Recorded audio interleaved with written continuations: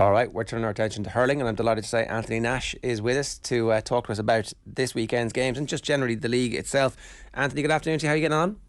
Great stuff. Thanks, Ger. Great to have you. Great to be here. I think people were a little bit maybe taken aback by the fact that so many people showed up last weekend, and then the games were more interesting and more intense than maybe we had anticipated. Has the demise of the Allianz National Hurling League been slightly exaggerated? Yeah, I suppose people are starving for hurling. Like for last year, it was the talk about the split season and how that needed to change, and the whole calendar thing. And this year, it seems to be, as you said, the demise of the league, which I'm not so sure of.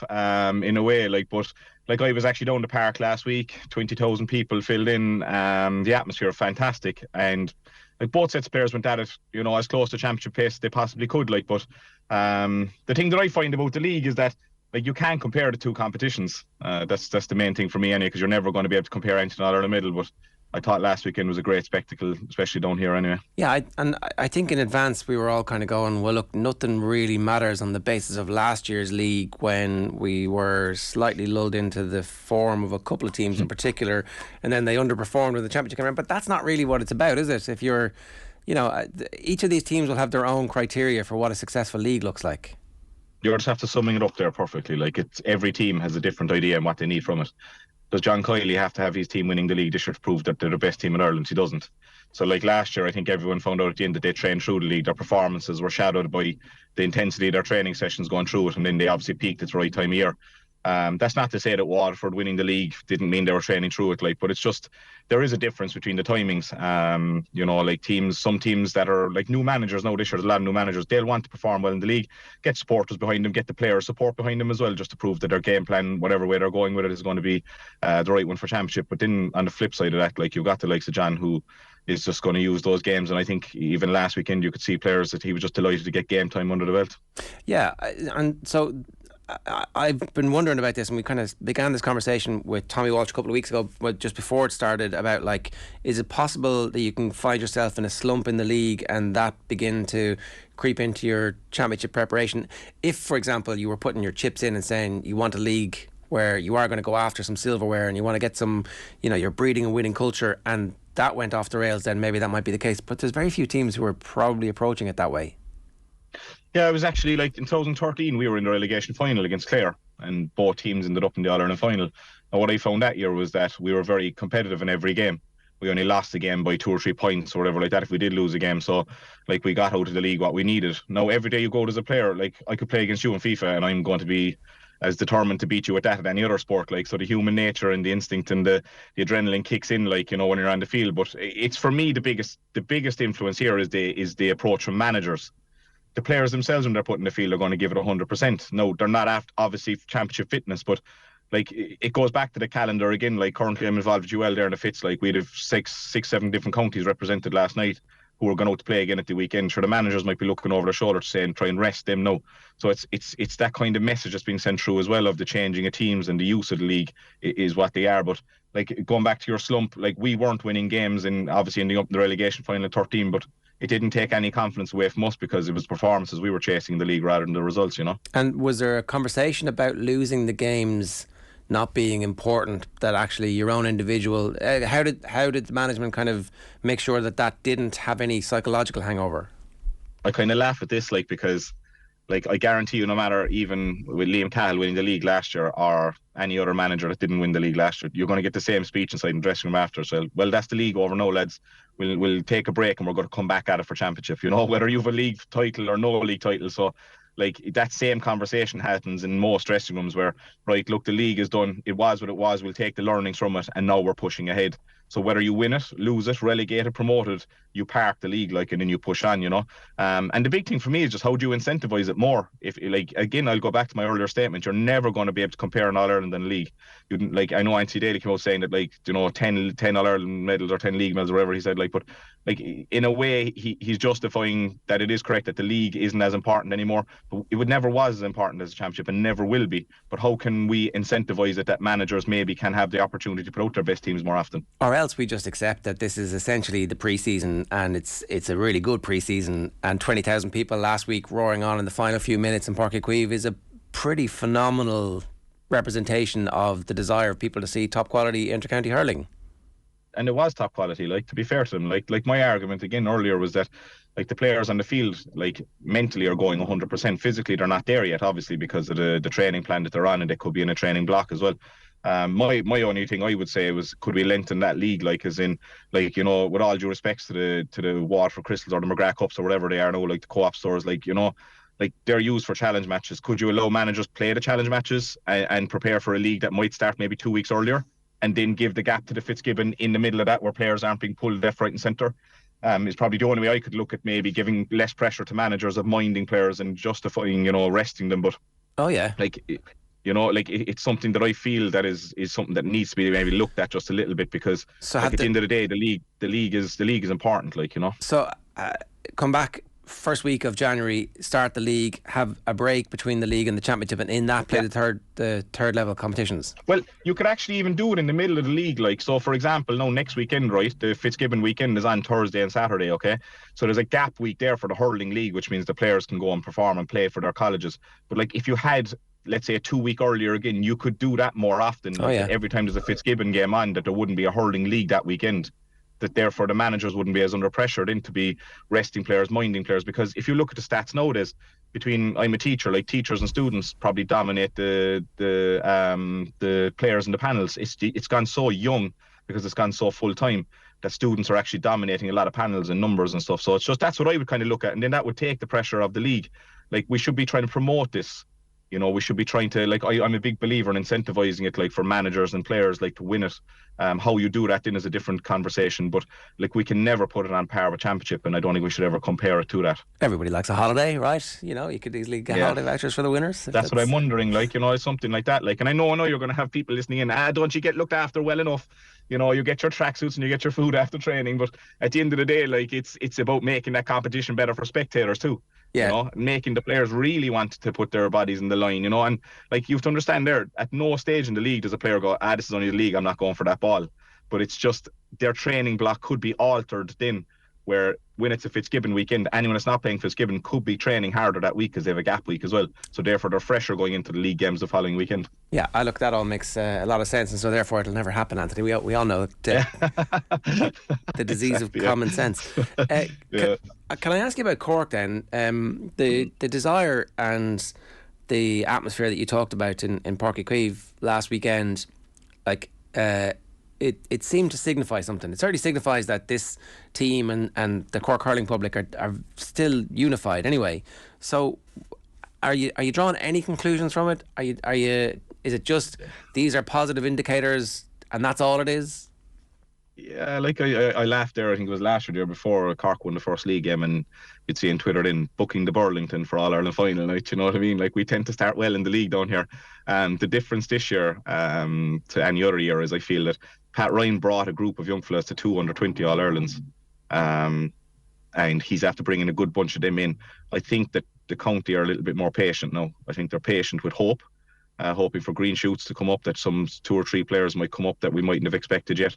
But having Pat there and having the knowledge that he has dealt with these young fellas before and got great success with them, I think that there's a lot of positivity around Cork. Look, whether it happens this year or not, you know, I think for the first time ever, Cork patrons and Cork supporters, once they see honesty of effort and, you know, good hard hurling with spirit, I think they'll be happy enough with that in this year, and then hopefully, you know, carrying it through to another year or 2 time. Like, but you know, I think there was definitely a lot of positivity, especially in the second half the last day. You know, the crowd got really behind them and stuff like that, and there was a lot of new young fellas blooded in as well that performed very well. So I think there's a bit more patience there this year, yeah. I know. Again, it's only the league, and as we've obviously been at pains to point out, they're separate competitions. But if it had like continued, so it's double scores at half time for people who weren't watching, 16-8, and if the second half had been a blowout from a Limerick team that was missing 3 or 4 of their starters, then it might have been more difficult for the crowd to be patient and for that patience to continue, which is why these things don't matter,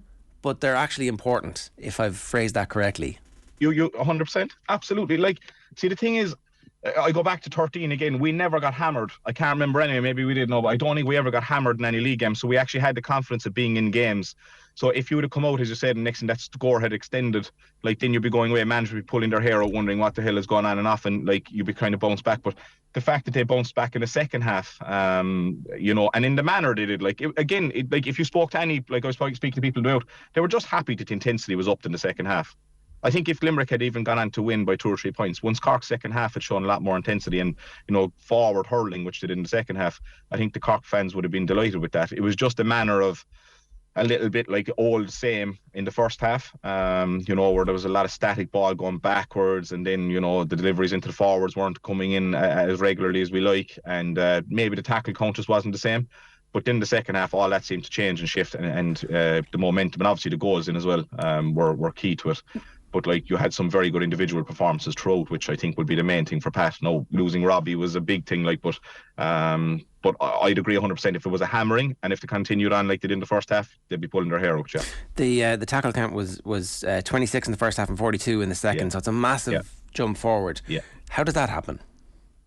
Do you know what? I think it's just attitude. I think it goes down to attitude. And sometimes, like I always believe, I'm massive into structure in games and stuff like that. And any team I'm involved with, try and bring that in. It's actually, if you're set up well, you're in a position to tackle rather than, chasing empty shadows. Like no better team than Limerick to make you look like a fool by playing triangle hurling around you.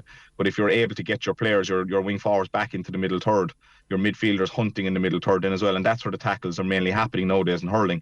And I think Cork did that. Like I thought their half hour line crashed into midfield very well, and the midfield partnership, I thought like Luke Meade covered the world of ground. Brian O'Sullivan while he was on the field was so busy as well. So I think it was actually their positioning of their players in the second half that allowed them to get those tackles in that obviously added up the numbers. Yeah, because they didn't go out in the first half to like show less effort. It's just so it's actually it's as much a tactical tweak in some ways as go out and work harder. Like 100%. Like if you look at Brian Cody over the years, people talk about Brian Cody didn't have tactics and this and they're rubbish. He was one of the first managers I ever came across that at half time would whip his half hour line out to the middle field, try and create the space inside, and while doing that then you'd be inside in the middle third absolutely battling with a Kilkenny team that the Kilkenny are known for the hardest working team in the country. So like it's actually the positioning of your players actually makes it key, because the willingness is there. I said that to you before the start, like the mindset is there for each player to be able to do it. Their bodies mightn't be peaked for championship yet, but if they're in the right position to get a tackle in, there's no player going out there trying to avoid a tackle. And I thought that's what Cork brought immensely in the second half, Yeah, and that is interesting though, that you got to be in a position to allow your team to perform, because I'd say a lot of people think when they'll see the raw stats afterwards going, well, there was no effort in the first half, there was effort in the second half, but actually there's cause and effect there, which I think we're beginning to understand more the more we watch this. The question of Limerick, right, is one I wanted to just touch on briefly here. When Dublin were dominating, everybody in the country needed to make a plan to stop the Dubs, but ultimately it turned out nobody could. When Limerick are dominating, if you're managing a senior inter-county team and you have ambitions, do you have to, at some level, have a plan that is addressing what Limerick is doing, or are we still in an era where it's actually okay to largely focus on yourself and hope that your best 15, with whatever style of play you have, with whatever philosophy you have, is going to be able to overcome what they're doing? No, I think you have to look at Limerick.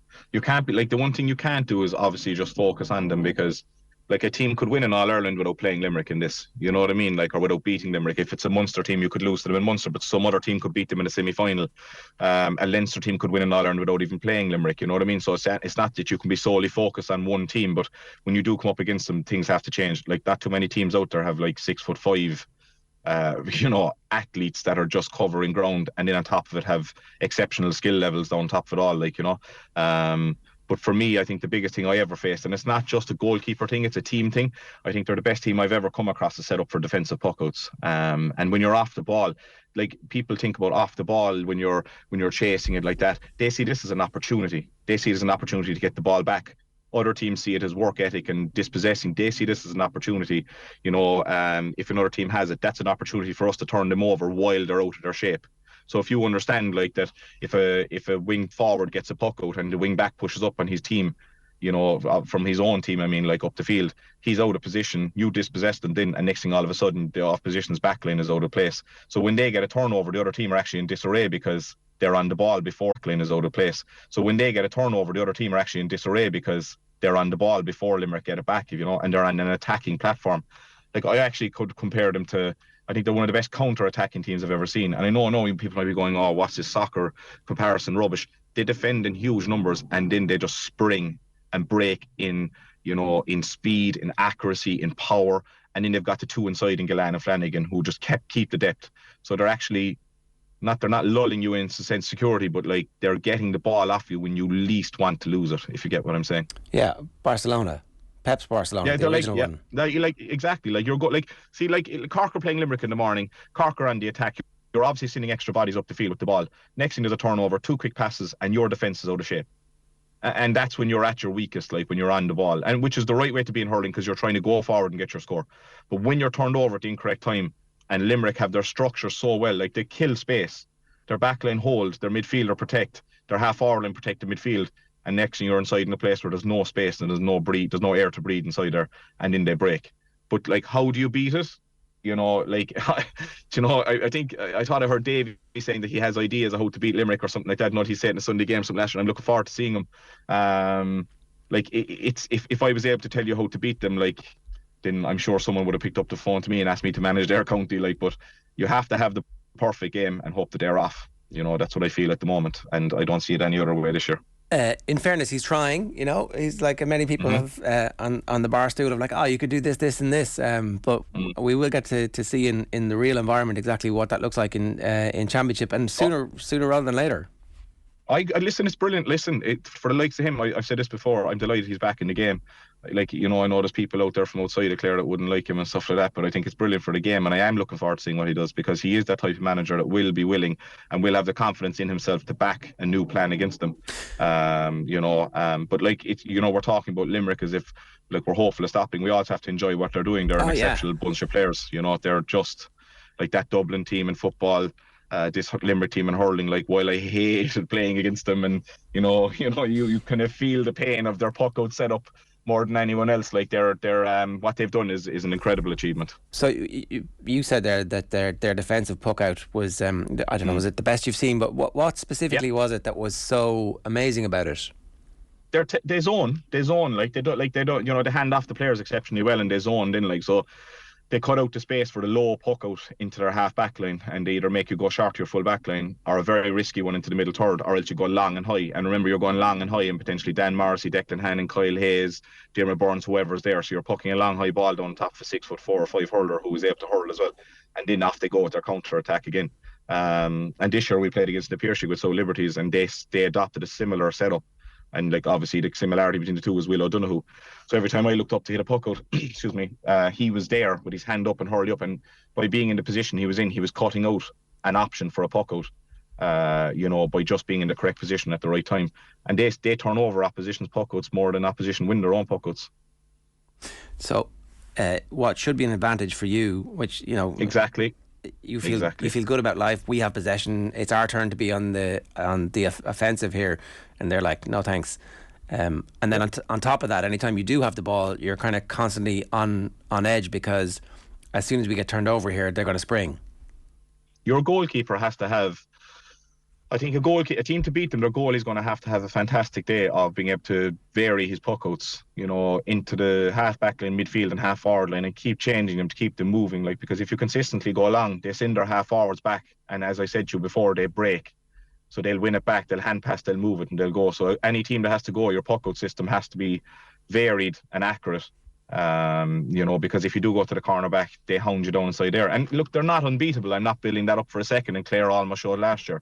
But I think you have to be able to be dominant in your half forward line, and that's maybe by getting 3 Johnny Glynn's back from New York and planting them on the 45, or you have to have a variation of puckouts that's going to get them moving.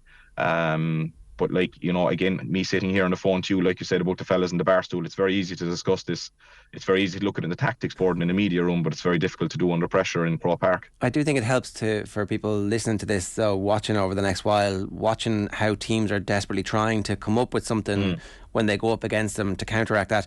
And then, as you say, they have the athletes who are 6'4", 6'5", and who are capable of doing what Gerard Hegarty did in the first 10 minutes of the All-Ireland final a couple of years in a row now. It's like, exactly. It is a phenomenal collection of players, and we should absolutely enjoy them. But I think the other thing to enjoy this year is that it feels like teams are getting better. As as the Dublin era went on, teams got closer and were able to take nibbles off them as they went. So they were never quite able to just swashbuckle their way through. We've seen Limerick do their swashbuckling All Ireland.